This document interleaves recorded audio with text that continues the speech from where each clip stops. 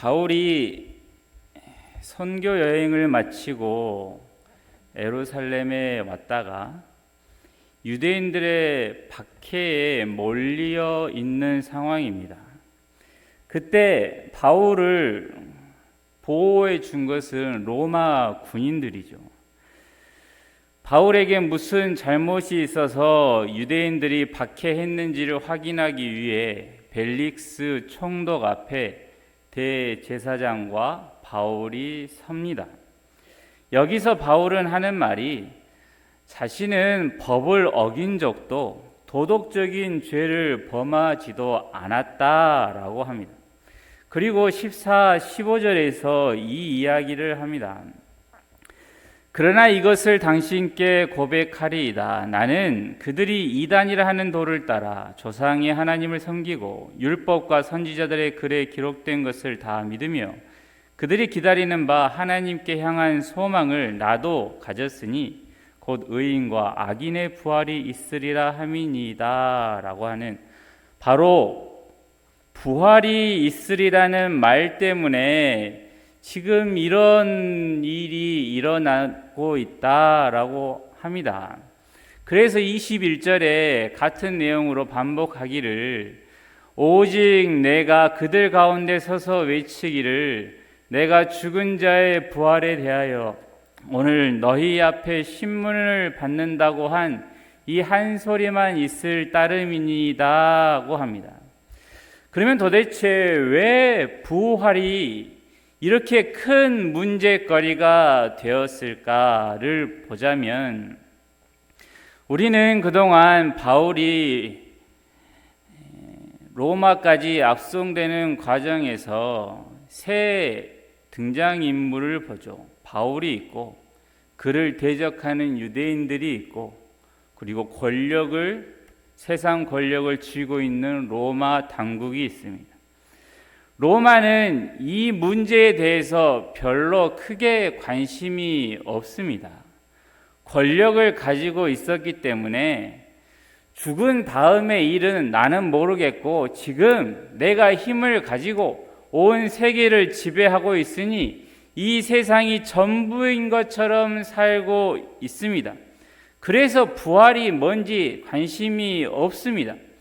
근데 정작 유대인들은 바울과 이 문제로 부딪히는데, 유대인들이 화를 내는 이유는 바울이 전하는 내용, 그 복음이 우리가 가지고 있는 우월감을 훼손하고 있다라고 생각하기 때문이죠. 자신들은 선택받은 민족이고, 또 하나님의 법, 율법을 우리만이 가지고 있으며, 또한 우리가 하나님을 위하여 하나님의 집, 성전을 지었는데, 그렇게 함으로 우리는 다른 이방인들보다 특별한 자리에 있다라고 생각을 하고 있는데, 바울이 나타나서 하는 말이 그러한 것으로 구원을 받는 것이 아니다. 유대인이든 이방인이든 모두가 죄인이고 오직 예수님으로 인하여 하나님의 백성이 되는 것이다 라고 말합니다. 이에 유대인들은 화가 나서 바울을 죽이려 하죠. 그러면 그렇게 대응하는 유대인들을 향하여 바울이 어떻게 하고 있습니까? 잡혀 있고 묶여 있습니다. 바울은 묶여 있는 그 자리에서 자신이 가지고 있는 부활 신앙을 이야기하죠. 부활이라고 하는 것은 예수님을 믿는 이들은 누구나 죄 용서를 받는 것에서 그치는 것이 아니라 부활, 곧 영광된 자리까지 약속받았다는 것을 의미합니다. 창조주 하나님이 예수님 안에서 그의 백성을 용서하시고 구원하시고 영광을 약속하시고 이루실 것이다 라는 고백이죠. 여기서 확인하고 확실히 짚고 넘어갈 것이 있습니다. 그러면 그 영광을 누가 주는가? 그 영광을 누가 만들어내는가이죠. 우리는 아주 쉽게 대답할 수 있습니다. 하나님이 주시죠. 우리가 아닙니다. 우리의 느낌이나 우리가 어떤 체험을 한 것이나 우리가 감격하고 우리가 어떤 헌신을 하고 우리가 어떤 열심을 가지고 그 영광을 만들어낸 것이 아니라 하나님이 주신 것이죠. 우리는 바울이 전하는 복음을 보고 있습니다. 이 복음의 핵심 내용은 하나님이 예수 안에서 모든 죄인을 용서하셨다. 그러니 누구든지 오라는 것이죠.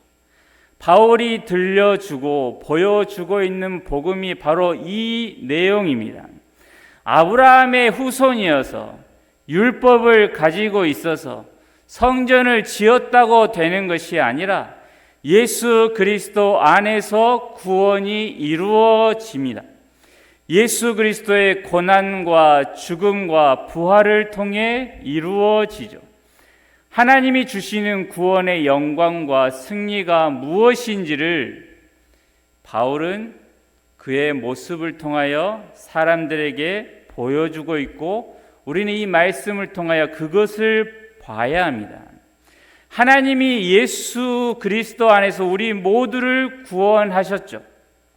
바울은 이것을 자신이 받은 구원을 설명하면서 확증하고 있는데 그가 이렇게 이야기를 하는 것입니다. 여러분은 내가 받은 구원이 어떤 것인지를 아십니까? 나는 전에 하나님을 알지도 못했고 바라지도 않았고 무언가를 기대하지도 않았는데 주를 만났습니다. 내가 힘을 내어서 우리의 구원자 예수를 붙잡은 것이 아니라 나는 다메섹까지 예수 믿는 사람들을 핍박하러 달려가고 있었는데 그 길 위에 바로 주께서 뛰어 들어와 나를 붙잡으신 구원입니다. 바로 이것이 바울이 증언하고 있는 복음의 내용이죠. 열심히 하면 받는 보상이 아니라 내가 죄를 씻으려 노력하면 세상이 말하는 복이나 구원을 주는 것이 아니고 우리가 죄인 되었을 때 뛰어 들어오시고 우리를 붙잡으신 하나님의 능력과 은혜의 손길을 바울은 계속 전하고 있습니다. 이 전하는 것이 그의 말뿐이 아니라 그의 태도에서도 볼 수 있는데 바울은 이 복음을 늘 떠올렸기 때문에 오늘 본문에서 계속 이어지고 있는 이 답답한 상황에서도 하나님 도대체 내게 왜 이런 일이 일어나게 하십니까? 라고 하며 원망을 하거나 성내지 않습니다. 잡으면 붙잡히고 때리면 맞아 터지면서 그 자리에서 기회가 있으면 자신의 복음을 증거하고 있죠.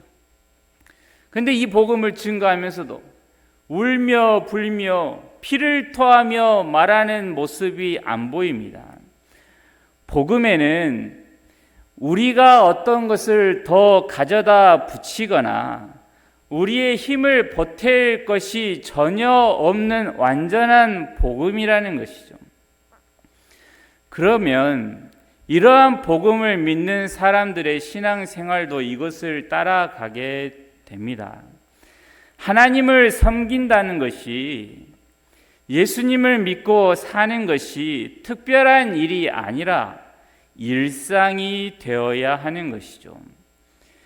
여러분들은 오늘 하루를 어떻게 사셨는지를 떠올려 보면 매일 하던 것은 기억나지 않으시고 오늘 특별하게 어떤 사람을 만났다거나 어떤 중요한 일을 처리한 게 떠오르실 겁니다. 일상은 기억나지 않고 특별한 일은 잘 기억이 나죠. 하나님을 섬기는 것이 특별한 일이 되면 그것이 기억에 남고 기억에 남으면 그게 자랑거리가 되지만 하나님을 섬기는 것이 일상이 되면 우리는 마지막 날 하나님 앞에서 이렇게 이야기합니다. 우리가 언제 그런 일을 했습니까? 라고 하는 것이죠. 운전하신 분들은, 능숙하게 하시는 분들은 아시겠지만 초보 운전할 때는 신경 쓸 게 한두 가지가 아닙니다. 사람도 봐야 되고 차도 봐야 되고 고양이도 봐야 되고 자전거, 오토바이, 신호등, 옆에서 끼어드는 다른 차들, 내가 지금 어디로 가야 되는지, 지금은 악셀을 밟아야 되는지 브레이크를 밟아야 되는지, 옆에 차가 있는지 앞에는 아무도 없는지, 갑자기 뭐가 나오지는 않을지, 근데 그때 전화는 울려대고 누군지도 봐야 되고, 도착하면 또 무엇을 해야 하는지, 이외에도 수없이 많은 생각으로 아예 정신이 하나도 없죠. 근데 그게 언제 때까지냐면 운전을 한다는 것이 특별한 일일 때입니다. 어느 날 시간이 지나서 운전이 일상이 되면 무슨 일이 일어나냐면, 걷는 분들도 마찬가지고 어느 날 정신을 차려보니까 집 앞인 것처럼 운전도 어느 지경까지 가게 되냐면 내가 여기까지 어떻게 왔는지가 기억이 안 납니다. 무심결에 내 손과 발과 눈이 다 움직였고 어느 순간에 주차장에 주차하고 있는 자신을 발견하고 있는 것이죠. 뭔가 특별한 열심과 특별한 각오로 신앙생활을 하면 그게 그렇게 오래 가지를 못하죠. 또 기복도 심합니다. 잘 될 때는 교회에 어떤 사람보다 힘써 하는 듯한데 또 그러한 안에서 끌어오르는 게 식어버리면 세상 믿음 없는 사람처럼 행동을 하죠. 반면에 교회에서 어떤 일을 오랫동안 계속하고 있는 분들을 보면 그분들은 뭐 다른 생각 안 하고 그냥 매년 그냥 합니다. 어느새 일상이 되어 있죠. 주일 예배 드리는 것이 특별한 일이 아닐 때, 오후에까지 예배 드리는 것이 무슨 각오를 해야 하는 것이 안 될 때, 수요일 날 일하다 멈추고 예배당에 와서 예배를 드리는 것이나 금요 기도회, 새벽 기도회에 나와서 기도하고 말씀 듣는 것이 일상이 될 때 그의 신앙은 자라 있는 것이죠. 바울이 전한 복음이 이와 같습니다. 그는 무슨 특별한 결심과 열심보다 자신이 이것을 전하지 않을 수 없는 사람이라는 걸 기억했습니다. 내게 임한 구원이 무엇인지를 사도행전을 통해 우리에게 보여주고 있습니다. 바울은 자신을 향한 하나님의 일하심이 어떤 것이었는지를 잊어버리지 않았습니다. 스데반도 그런 사람 중 한 명이었죠. 그는 자신을 죽이려는 사람들을 보면서 하나님 앞에, 하나님, 저들이 어떻게 하나님의 백성을, 하나님의 말씀을 전하는 자들에게 돌을 던지려 합니까? 하나님 능력을 베풀어 주셔서 저들을 굴복시켜 달라고 하지 않았습니다.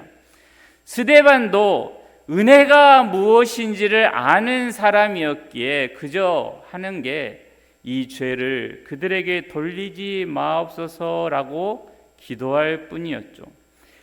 다른 말로 하면 주님의 일하심을 기다릴 뿐이었던 것입니다. 결국에 그 자리에 있었던 사울을 하나님께서 만나셨죠.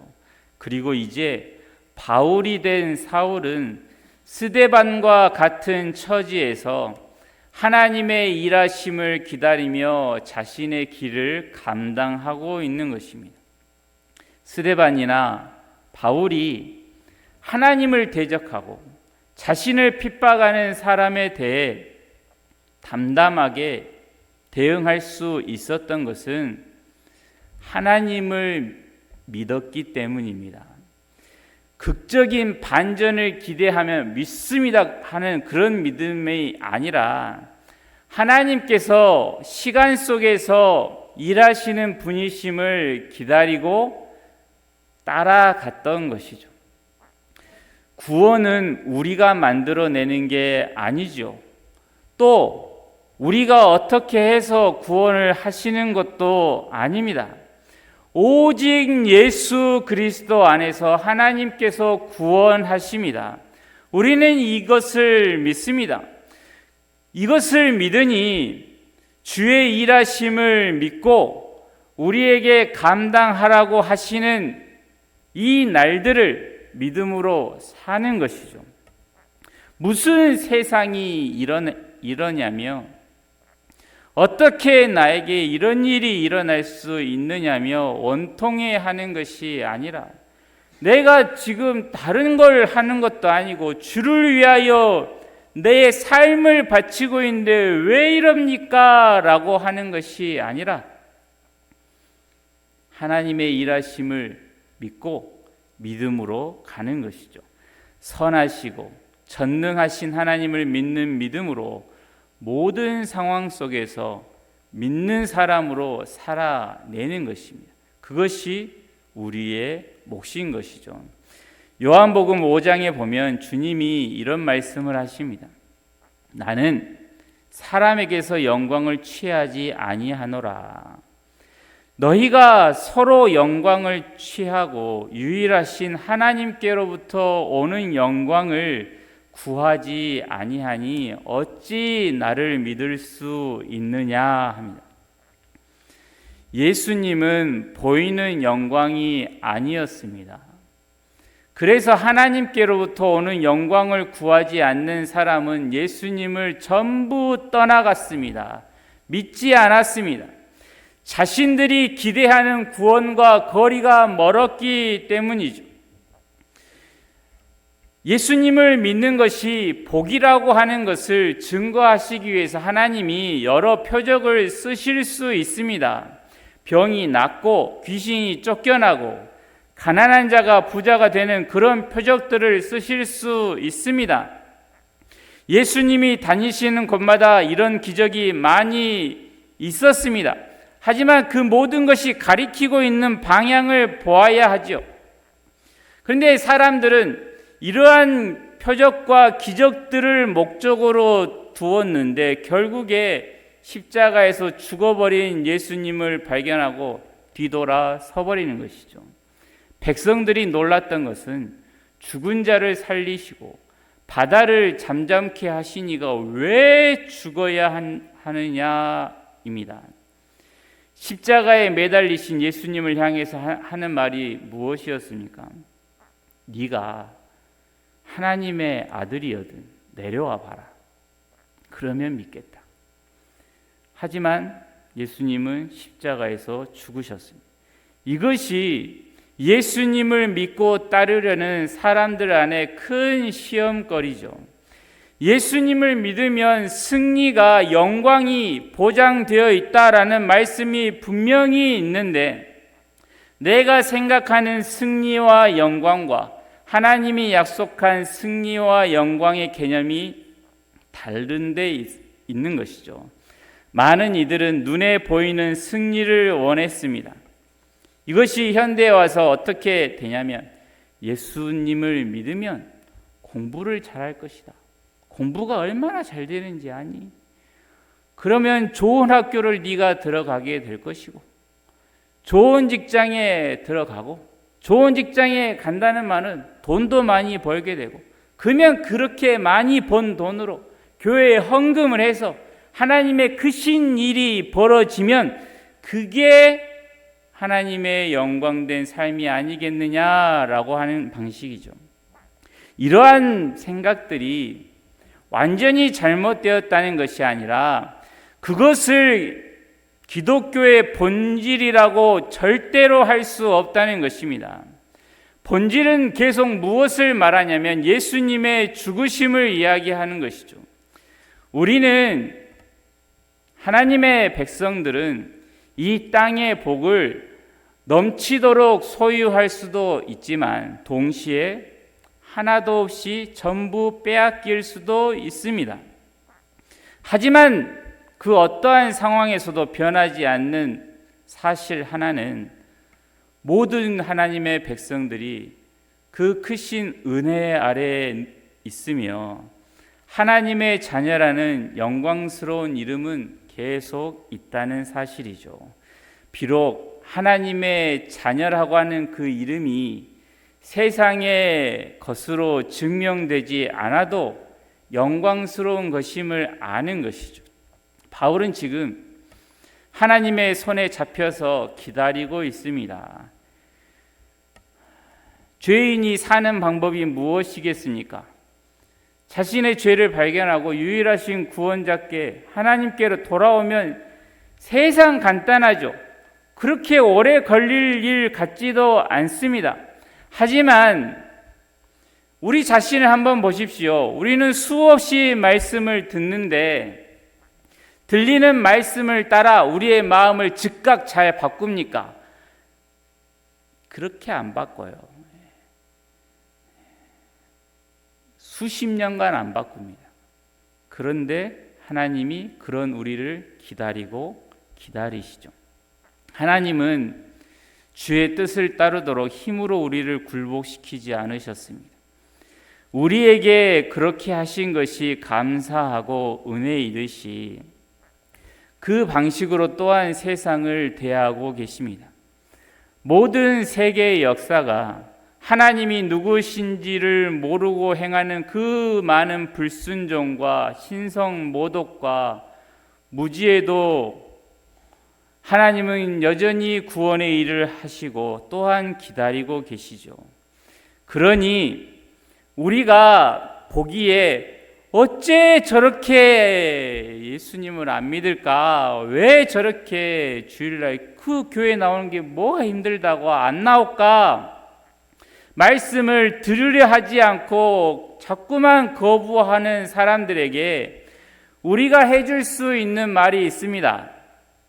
농담 반 진담 반인데 하나님이 그들을 기다리고 계신다면 우리가 그들에게 해줄 수 있는 말은 그래, 밥 많이 먹고 오래오래 좀 살아라. 그러면 언젠가는 하나님이 부르시겠지. 이겁니다. 그런데 우리는 확 땡기고 싶어서 뭔 큰 사고라도 나서 그러면 저 사람이 돌아오겠지라고 하는 것은 아직도 내가 어떤 사람인지도 모르고 있는 것입니다. 나를 기다려 주셨던 그 하나님께서 저들도 기다리고 계신 것입니다. 사도행전 23장에서 바울이 막 붙잡혀 감옥에 있을 때 이런 말씀을 하셨습니다.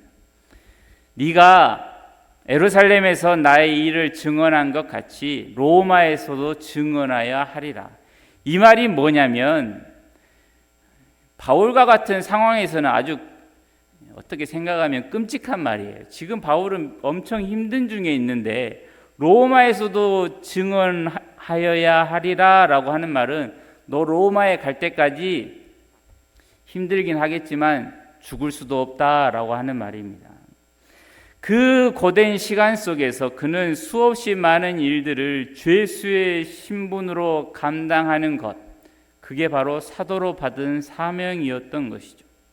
바울은 우리 대부분의 믿는 사람들과 같이 하나님 곁에 가는 게 훨씬 낫죠. 하지만 빌립보서에서 아무 일에든지 부끄러워하지 아니한다라고 하면서 내가 하나님을 위하여 사는 이 인생이 멋지게 타오르듯 사는 길이 아니고 구차하게 목숨을 연명하는 길 같고 사람들은 알아주지도 않는 이 길을 내가 갈 수도 있으며 살아서 그 길을 가야 한다면 나는 기꺼이 사람들에게 어떤 소리를 들어도 계속 살아 이 길을 걸어갈 것이다 라고 하는 것이죠.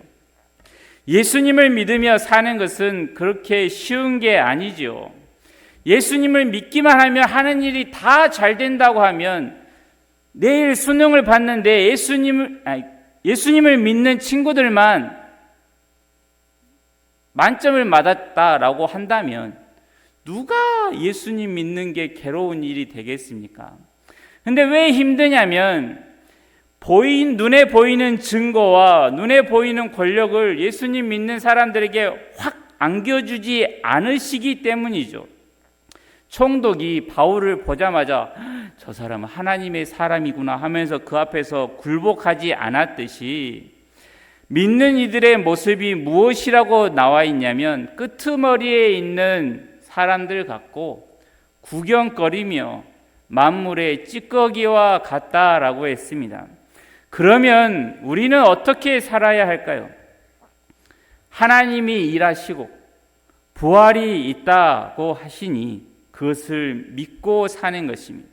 사람들 쫓아다니면서 당신들은 왜 그 모양으로 사느냐라고 하며 하지 않고 조용히 우리의 인생을 살고 하나님이 세상과 옆에 있는 사람들 앞에서도 일하고 계신다는 것을 믿는 것이죠.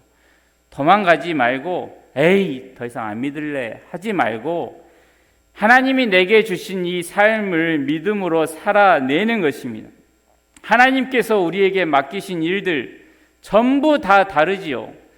각자 맡겨주신 그 일들을 여러 종류의 일들을 하시면서 하나님이 그 모든 일들 가운데서 일하신다는 사실을 놓치지 않아야 합니다.